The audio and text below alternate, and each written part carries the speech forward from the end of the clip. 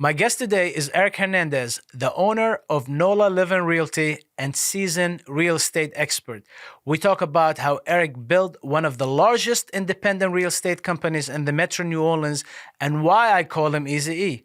And his problem-solving approach has led him to success. We also talk about his journey from the restaurant business to real estate and what's driving him back into the restaurant world. Here's my chat with Eric Hernandez.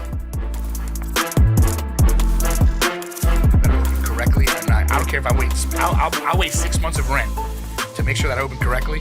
Because man, what's happening in Metairie or one of these other things, they will eat your lunch. You screw up one little thing, and they make it like you have the worst restaurant in the world, and it's like, come on, people. We got these. So during the hurricane, we were open. Mm-hmm. Now, people don't know that we opened during the hurricane because we feed the first responders, the police officers, the deputies, the sheriff deputies. A lot of people think that we open for profit. The last thing I want to do is endanger myself first and endanger everybody else, right? But we do open, and we open just to serve all these people. So during this past hurricane, we had all the power men, the people who run the powers for energy. We have the police officers, the ambulance people. Everybody was eating, and everybody ate for free. We didn't charge anybody. However, the comments we were getting online, like, "Oh, I can't believe you're open. You're a bad person." And just people are nuts, you know. But back to NOLA Living Realty. Yes, sir. What an amazing name, NOLA Living Realty. What made you choose that name? So it was more marketable. When I first wanted to open up my real estate company, it was going to be called G&O Real Estate Solutions. I don't care what problem you present me with. I don't look at things as a problem. There's a solution to anything you present to me. And so in real estate, all my agents, they come to me, "Hey, I got a problem." I fix it. It's what I do. But I just didn't think it was as marketable. I opened up a little bit after Katrina, actually probably a lot after Katrina. But that NOLA has that, resonating, heartfelt feeling to people. So I wanted something that could be a household name that resonates in people's minds. And so far, so good. Here we are 9 years later. We're the number 5 largest real estate company in Metro New Orleans. We're number 1 independent real estate company in Jefferson Parish. And we're growing quickly. So that's awesome. So earlier you said that you like to solve problems. Yes. What do I call you? Or when I text you or when I pick up what I call you? Easy. Do you know why I call you Easy E? I don't. I'm going to find out now. So I've always called you Easy E because from the minute I met you up till today, every single time I've done transaction with you, and we've done a lot of transactions. I really don't know how many. Over than fairly, because right now I own, in a residential, I own 20 doors, right? So fairly, I want to say over 25 to 30. You've changed your mind several times. You've bought stuff, you've sold it. So, right. So it's definitely been more than that many transactions. So let's say roughly about 30 transactions. From the day I met you till today, every single transaction, you made it super easy. Super easy. From the showing to the inspection to the bankers. I mean, you've connected me with lenders many times. Yesterday, I texted you about inspectors. A buddy of mine buying a property, and he needed an inspector. I reached out to you. So the reason why Easy E come from, or the reason why I gave you the Easy E nickname, because you made everything easy for me. Right. From, like I said, from the showing, you're always on time. You always tell me when we look at the property, we're looking at it together, actually. We both and you looking at it together, and you tell me this is a good property, not a good property. So you make the transition so easy from the showing all the way till closing, which is amazing. A lot of real estate company don't have what you have. So my question to you is, Easy E, Eric Hernandez, Easy E, I love it.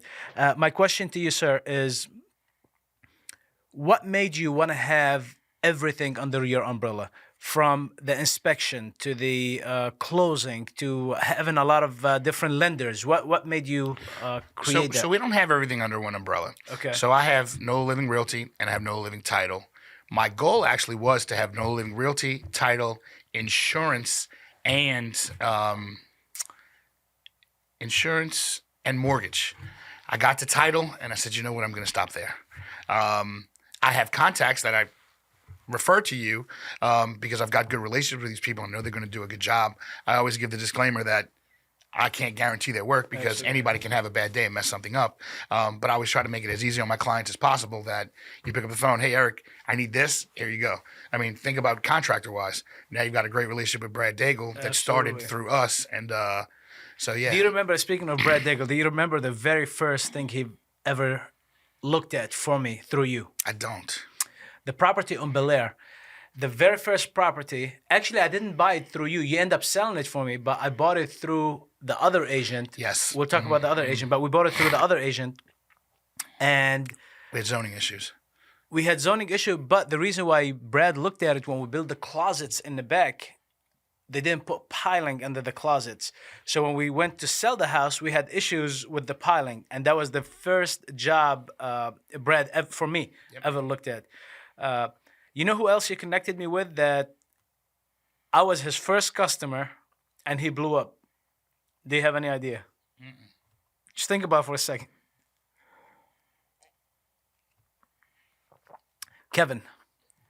Kevin, the plumber. Oh, DeRoche. Yeah. So when he opened up his first company, yeah, he's doing a hell of a job.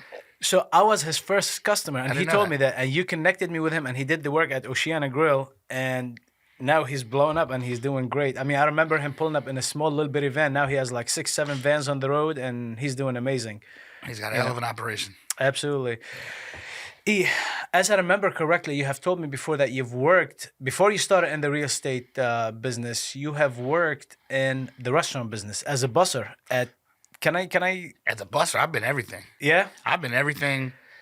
Front of the house. Was it Andrea's the manager. first restaurant you told me? No. What no, restaurant no. was It the wasn't first the first. So I started, maybe my first restaurant, I think was Shoney's. Okay. But I've worked at Maximo's, which is no longer on Decatur, but used to be La Riviera in Metairie. But I mean, all your basic ones. Applebee's, not for very long. I think it lasted 4 days. I know you worked for Copeland's. I worked for Copeland's. I worked for P.F. Chang's. I just worked at a lot of restaurants. I believe that everybody that's in real estate should go spend a year being a server. You just learn to be servient to people. Absolutely. But at the end of a transaction, when you're a waiter, you make 20, 30 bucks. At the end of a transaction in real estate, you make 10,000 bucks. But you learn it's the same thing of being servient to somebody to making sure you satisfy their needs and you're available. And you got to be, in real estate, you got to be Johnny on the spot. Because if Absolutely. you're not going to get very far. Absolutely. If I remember correctly, after you, like when you wanted to do your first business, it was a bar. Yes. What was it called? The first bar that I officially owned with somebody was called Pub Zero. It's the old Zero. Daiquiris and Creams on veterans. I actually went to school, was going to be a lawyer.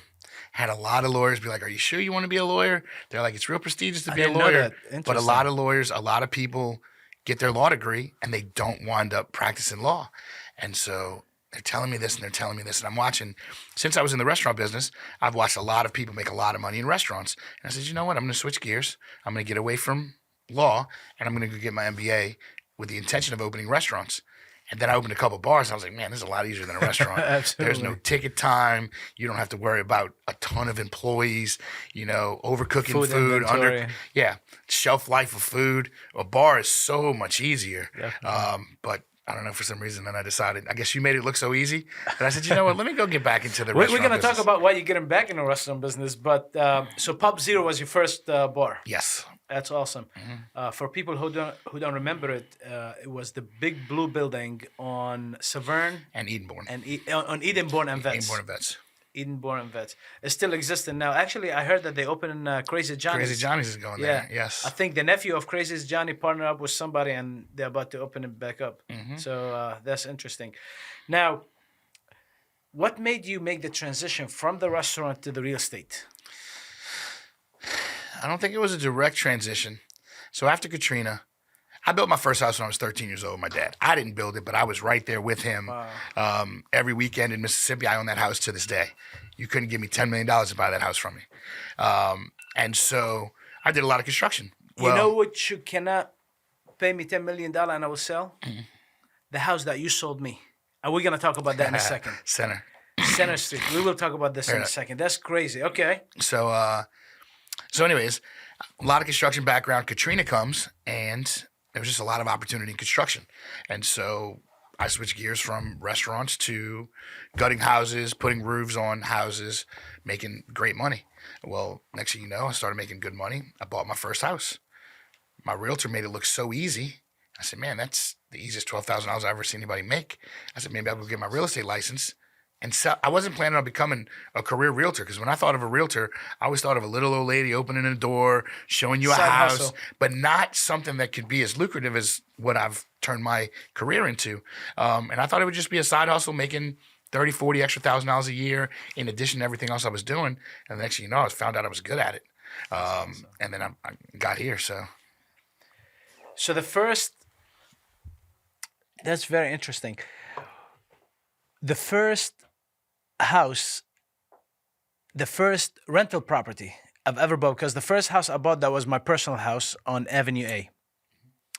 Now, the first house as a rental property was the house that I bought from you. And I think you had just started or you were young in that business, in the real estate. yes, I was very young in the business. Because I had my own agent that was representing me at that time, but before I knew you, and you had that house, and it was your house. You owned the house. You were selling it, and you were the agent also. I will never forget the house. I don't know if you remember the details. I went to the house with May, my daughter, and she was like 2 years old, and she was freaking out. Didn't want to go inside. Do you remember that or not really? Yeah. She did not want to go inside. I don't think if anybody paid me $1 million, I'll sell that house.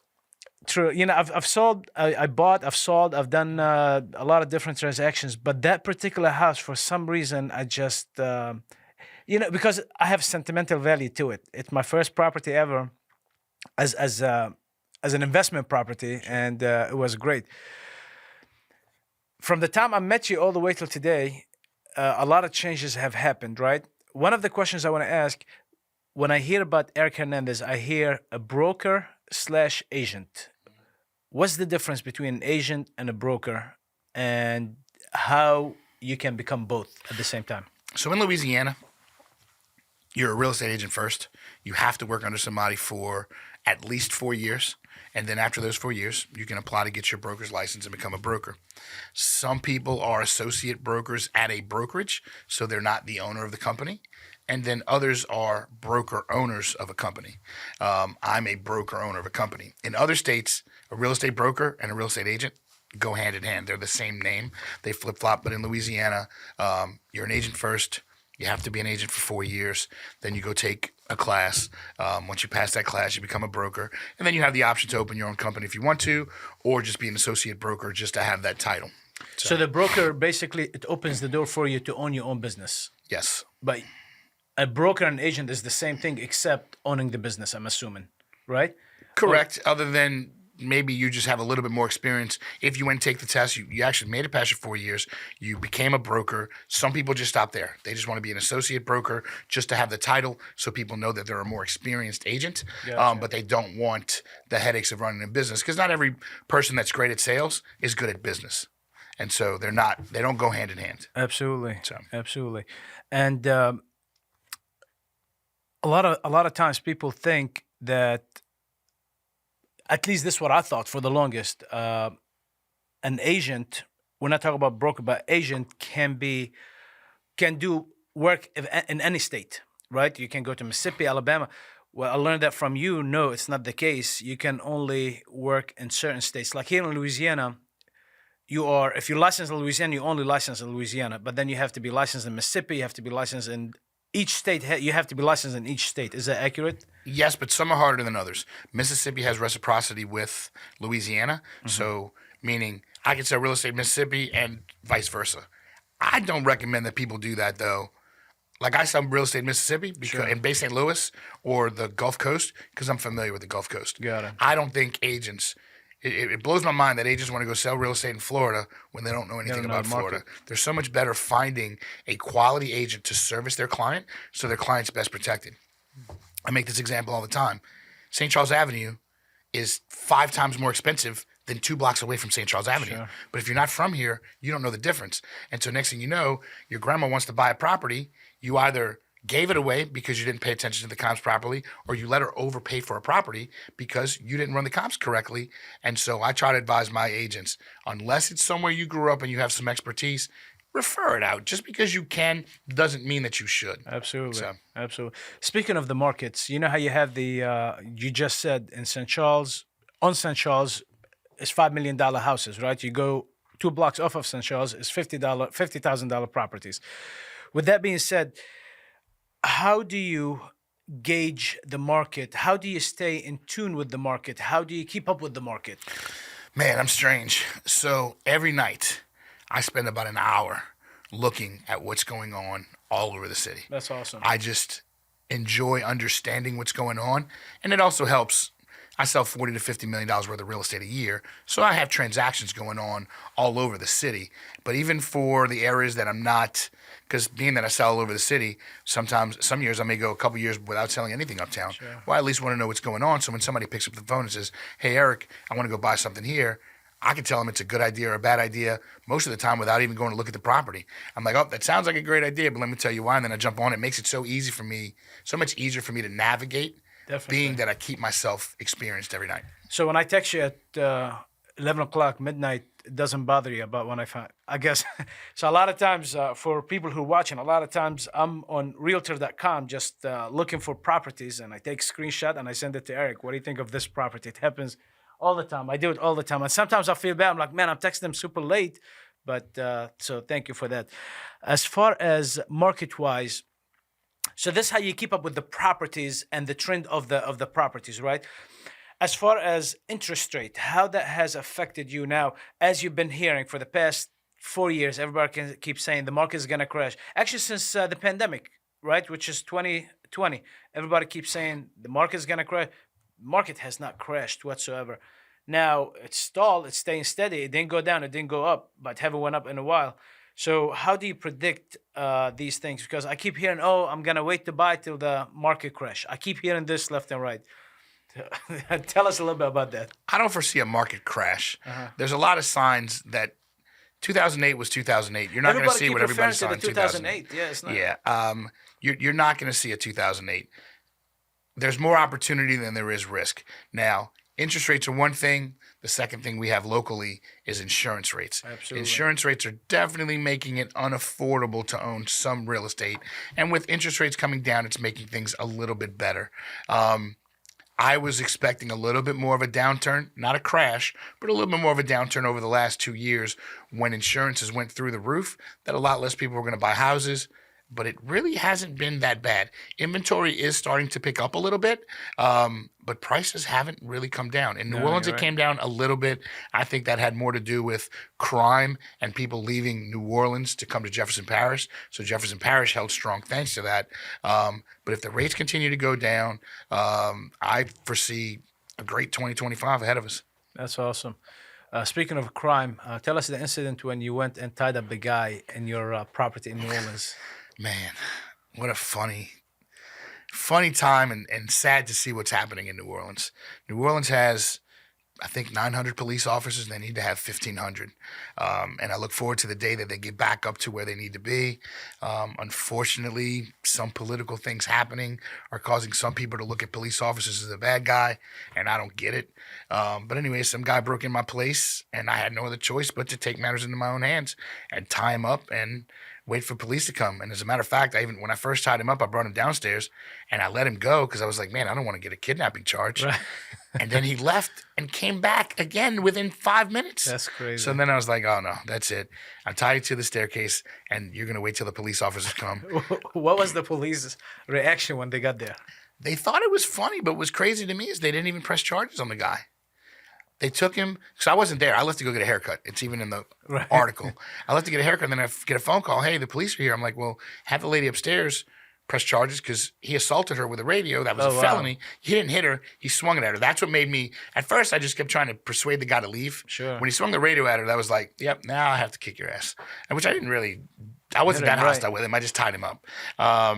And so the police came, and they took him for crazy, but they never pressed charges on him. And it was funny. I have a video. He's still tied up in the electrical cord that I tied him up with when they took him. They didn't even handcuff him. They just left him in the electrical cord. Yes, indeed. So that's awesome. What challenges do you see now? Obviously, you said in New Orleans, you have a little bit challenges. By the way, the new police chief of police, she's doing a good job, man. Let me tell you. And I hope she continue, and I hope we pick up the momentum. But this is a whole separate subject. Sure. I don't know if you've been keeping up with it. But back to the challenges, like with this guy, you found the guy was doing something, you tied him up. What challenges you face in your day-to-day operation when you're dealing with real estate?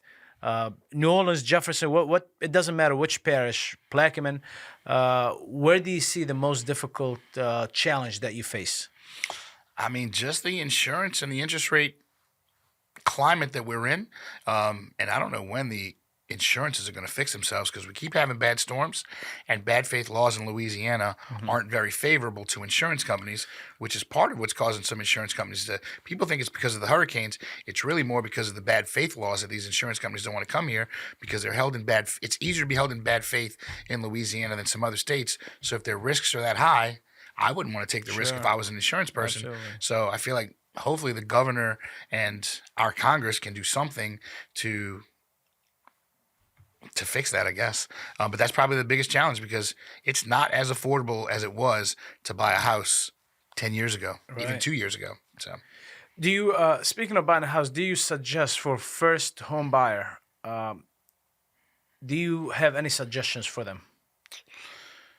for a first-time home buyer, depending upon what your thought process is, if you're somebody that wants to become an investor eventually, buy a multifamily first and then buy your single family second. And the reason being is you can buy a fourplex with 3.5% down with an FHA loan, and now you have something that's generating you revenue and helping you build wealth. And then your second property a year from now, go make that your personal residence or your single family home. Move into this fourplex first, do it for a year. Ideally, 3/4 of the unit's going to pay for your note, and then the fourth unit's going to generate you some wealth. And if you start that at a young age, if you buy a property a year for 20 years, you can retire very comfortably with what's called mailbox money. You just go to your Absolutely. mailbox. In 20 years, your properties are paid off. If you do it right, because rents continue to go up, but you locked in a rate or a price that was relatively low 20 years ago, that 20 years from now, you have a bunch of properties paid off that ideally you're making $30,000, $40,000 a month doing nothing but walking to your mailbox and having somebody manage your properties. Absolutely. I'm a huge fan of the multi-family houses. It's just an amazing investment, in my opinion. Now, one of the real estate investors, he's a celebrity, and he always mentioned he rather not buy. Actually, he said that he does not own his own home.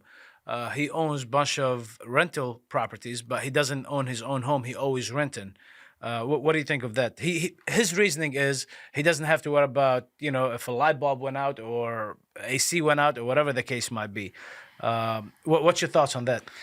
If I traveled as much as he did, maybe I'd have that thought. You know who I'm talking about? I'm Yeah, assuming. absolutely. Okay. But if I traveled as much as him, maybe I'd have that thought process. But I don't travel as much as him. And my home, one, it's an investment, but it's not just an investment. It's somewhere where I make memories with my family. So I Absolutely. want it to be my personal home with my personal touches.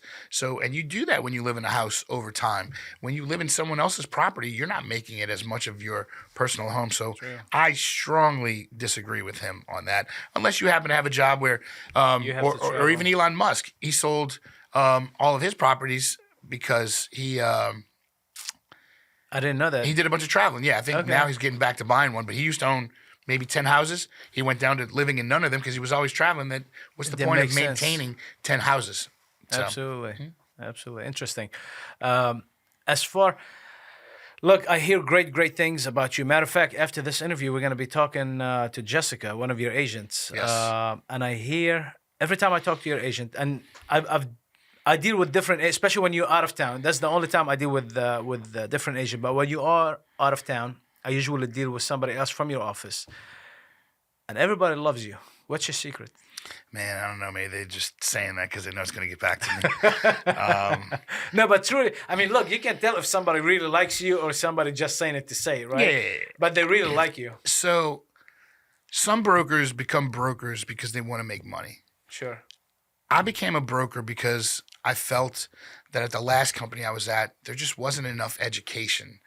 And I believe that any broker who just takes on agents and doesn't develop them is cheating them. And so to me, it's important to find the potential in every agent. And they know that I care. Even though I have almost 200 agents, I know them. I know their names. We talk personally when they have a problem. I'm not sending them to go have somebody else solve their problems. I want to talk to you. Absolutely. I want to help find your potential. I want to help you grow your business. My goal is to be the number one real estate company in all of Metro New Orleans. I'm not going to do that by me being great at sales. I've got to have an army or a team of people that are equipped to succeed. And that's very, very important to me, that I do the one-on-one with my agents when they need it. So, and all of them know that I truly care. It's not just about numbers or them being a number. Let me recruit 800 people, but not care about their success. If you're an agent at NOLA Living, you can ask any one of them if I'm invested in their success, and everyone is going to tell you yes. That's awesome. So when you invest in these agents, what is the first advice, or your best? It doesn't have to be the first. What is the best advice you give the agents that you are investing in? I tell all of them to have a 3-year plan when they first get into real estate, because you're not going to be an overnight success. Maybe 1 in 1,000 people becomes an overnight success. I definitely wasn't. It's a grind. It's funny where you see these millennials. And millennials want immediate gratification, and I try to talk them out of that. I'm like, guys, this isn't a job that's immediate gratification. Later on, when you're established, yes, Rami will pick up the phone and say, Eric, I want to write an offer on this property, and I never even saw it because you went to an open house, and next thing you know, I got a $20,000 paycheck 2 weeks later. That comes with time. It doesn't happen on day one, and so you have to be in it for the long haul. You have to understand that it's a repetitive. You have to consistently and persistently do certain things, and then over time you're going to succeed. Because if I would have given up had I not had that thought process. My first year I sold 1 house in real estate. Oh, wow. My second year I sold 2. If I'd have based my career off of that, I wouldn't be here right now. I knew that it was something that was a long-term grind, but by year 6, I was making over $500,000 a year, and then the sky's the limit after that. And so I tell every single one of them, not that everyone's going to hit the numbers that I hit, but you'll find your potential 3 to 5 years into your business. So don't be upset if you didn't knock it out the park year 1. You know, they found out the hard way during COVID, because everybody, I mean, in the restaurant business, we were struggling because everybody stopped becoming a server. Everybody went to real estate. And I mean, they made so much money within 6 months to a year. But then after that, that was gone. And they got a really bad reality check. Tell us a little bit about that. A lot of people became realtors right after COVID, where it was easy. You put a sign in the yard. I don't care if you don't know what you're doing, and you've got 20 offers. Life was easy. Now you actually have to work for. So yes, there are some people who are getting reality checks, and unfortunately some that are getting into financial trouble because they had such great years for 2 years back to back. In their mind, they're like, oh, well, if I made $200,000 this year and last year, I'm going to continue to make $200,000, and that wasn't the case for some that are starting to sell some of the assets they bought or some of the things they bought because they overspent some money. Definitely. So, speaking of that, you have explained to me that people always complain when it's a bad economy. I hear people complaining, "Oh, we're not making money because of the economy." Everybody blame the economy.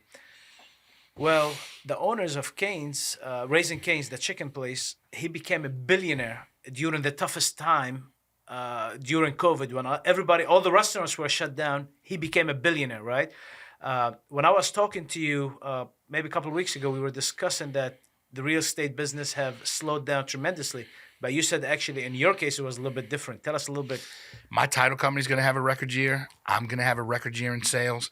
My real estate company is probably going to have a record year in sales.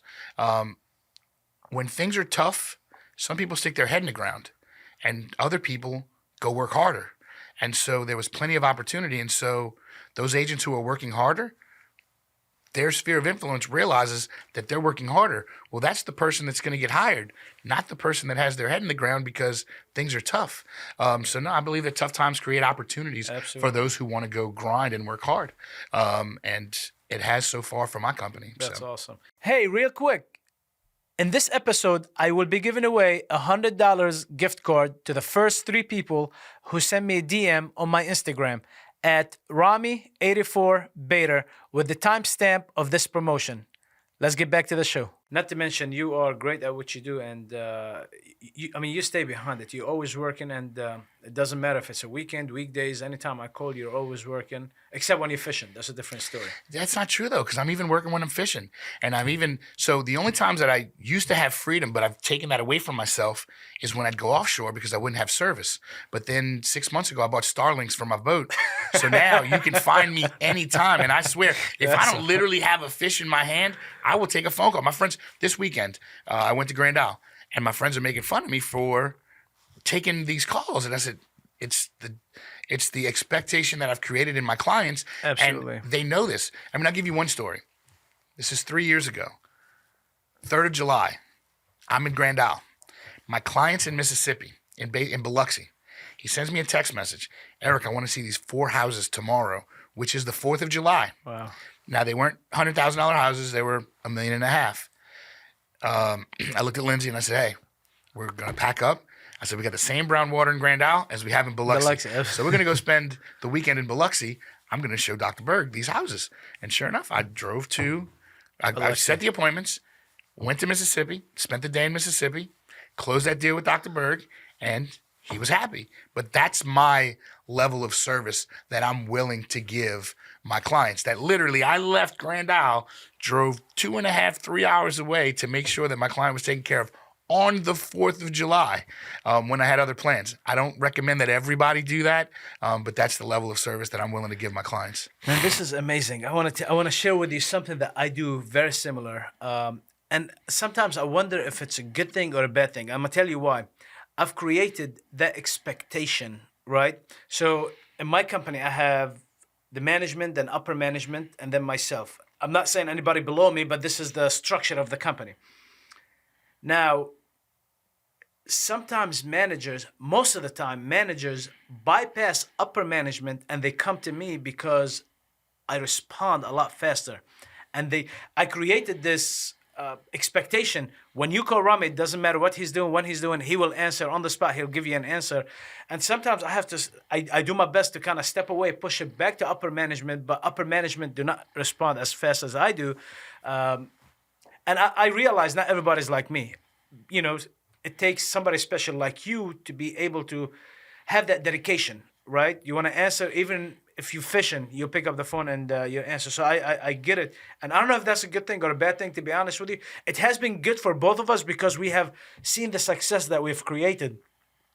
But I don't know how good it is in the corporate world, put it that way. We're not corporate by any means, but... I think it's good. You always have your finger on the pulse of what's going on at your company. Absolutely. So if they go over, if the management always talked to each other and they didn't talk to you, you would know a little bit less. Right. To me, it's not big. It's just part of my day. It's not a big interference.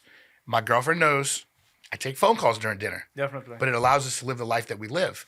And so now if I'm in church, I'm not answering the phone. Sure. If I'm at a funeral, I'm not answering the phone. But outside of that, you can pretty much catch me anytime. I want to solve your answer. Real estate happens in real time. And so if I don't give you an answer quickly, you may lose a client. And so I try to give that dedication to my agents, and they do, man. You ask around, Eric is always available, and it blows their mind. And you talk about late night text messages. I have weird sleeping habits that I don't sleep 6 or 8 hours straight.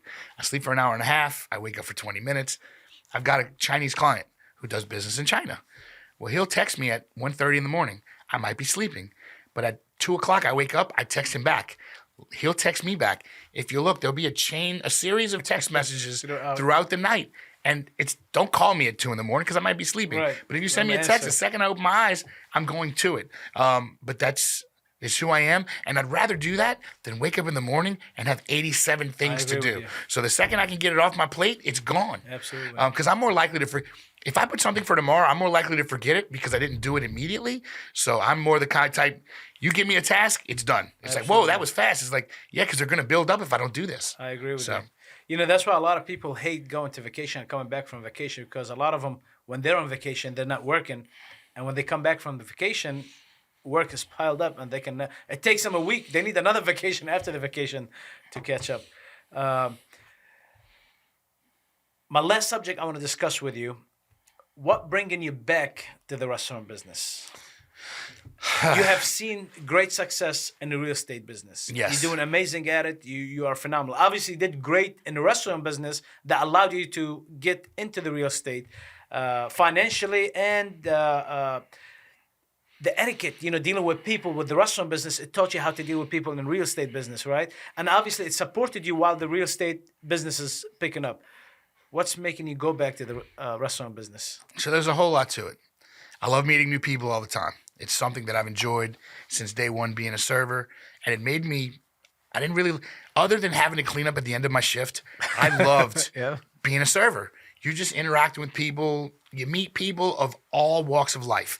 And it's so awesome because I've learned so many things talking to every different kind of person you can think of that I've enjoyed it.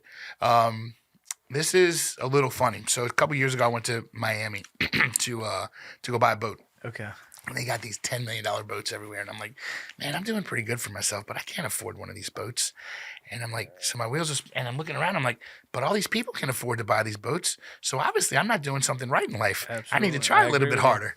And so I tell myself, okay, I either have to solve a really big problem for the world, and I don't think I'm Elon Musk. I don't think I think that deep.